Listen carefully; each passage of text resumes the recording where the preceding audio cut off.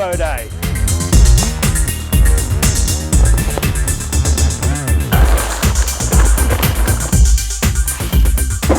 Now this is my Garrett G50 1900. This is going to be going on the Cresta before drag challenge this year. So we're going to be redoing a lot of the stuff on the car, but the centerpiece really is this new Garrett. It's going to allow us to overall make more power, but the biggest benefit for us going to a larger frame turbo is actually to reduce the exhaust manifold back pressure. One thing that we've struggled with historically has just been that exhaust back pressure and not being able to get it out of the exhaust housing quick enough.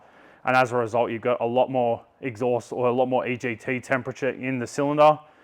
So this is definitely going to alleviate a lot of those issues. And as a byproduct, it's going to make a stack more power. So look out, everyone else in the 6-cylinder class, you're on notice. Now, one thing that you guys may or may not have noticed is we've actually got a tile exhaust housing rather than the traditional Garrett exhaust housing. The reasoning behind that is we need a compact V-band style exhaust housing, and this is one of the better ones on the market, and it's actually quite light compared to some of the other ones as well. And the bonus I like is you've got readily available V-bands and clamps, so quick turnaround time on fabrication, which for me, trying to build a race car on a timeline is a definite win. When you're fitting a new turbocharger, in the event of a previous failure, it's really important to work out why.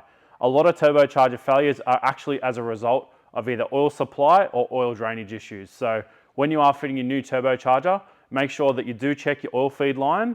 I like to clean my ones out with brake cleaner in the event that I'm not making a new one. And it's also critical to make sure that your oil drain does not have any obstructions. The other thing I really like to use is this JLM Turbo Prelube. I like to use a full tube in every turbo. I just fill it directly through the oil supply port while rotating the core gently, and that lubricates the bearing pack.